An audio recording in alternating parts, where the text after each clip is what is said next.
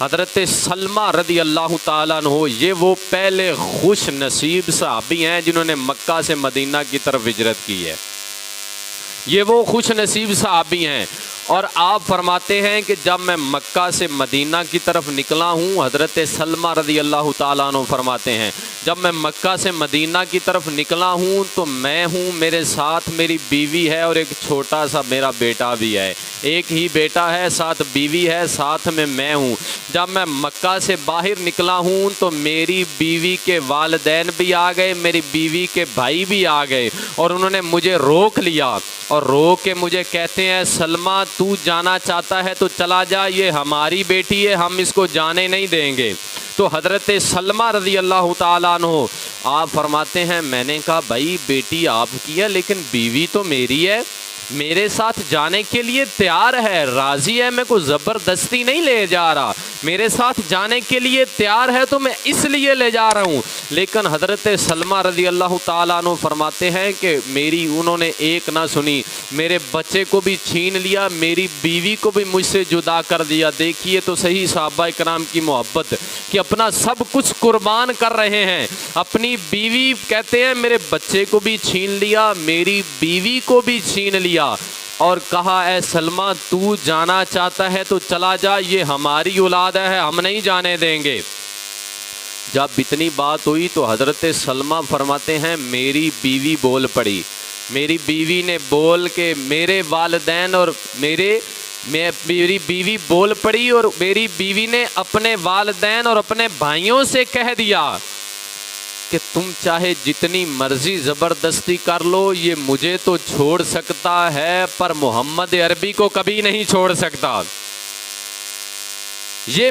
مجھے تو قربان کر سکتا ہے، اپنی اولاد تو قربان کر سکتا ہے لیکن مجھے کبھی نہیں چھوڑ سکتا۔ تو حضرت سلمہ فرماتے ہیں بس میرا دل ٹوٹ گیا، دل کے اندر ایک درد تھا کہ ایک ہی بیٹا ہے تو وہ بھی میرے سے جدا ہو رہا ہے، اور اتنا لمبا سفر ہے، کتنا لمبا سفر ہے، مکہ سے مدینہ جانے کے لیے تقریباً 550 کلومیٹر کا سفر ہے،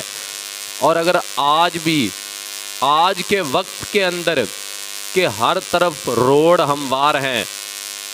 پھر بھی اگر گاڑی پہ سفر کیا جائے تو تقریباً 5.5 گھنٹے لگ جاتے ہیں مکہ سے مدینہ آنے کے لیے اور مدینہ سے مکہ آنے کے لیے۔ تو اس وقت ہر طرف پتھر ہی پتھر تھے، پتھریلا علاقہ تھا، کوئی سڑک نہیں ہے، کوئی رستہ نہیں ہے۔ تو حضرت سلمہ فرماتے ہیں میں جب اپنی بیوی اور بچے سے جدا ہو کے مدینے کی طرف اپنے گھوڑے کا رخ کیا تو حضرت سلمہ فرماتے ہیں مکمل مدینے کے جانے تک میں نے پیچھے مڑ کے نہیں دیکھا کہ کوئی یہ نہ کہے کہ یہ نبی سے کم محبت کرتا ہے، اپنی اولاد سے زیادہ کرتا ہے۔ اتنی محبت میرے آقا سے کہ فرمایا کہ میں نے اتنا لمبا سفر کیا اور ایک بار بھی پیچھے مڑ کے نہیں دیکھا کہ کوئی یہ نہ کہے کہ یہ پیچھے کی تمنا رکھ کے بیٹھا ہے، ہم نے تو آقا کے لیے پہلے ہی سب کچھ چھوڑ دیا ہے۔ تو حضرت سلمہ رضی اللہ تعالیٰ عنہ آپ فرماتے ہیں کہ 1 سال گزر گیا، کتنا؟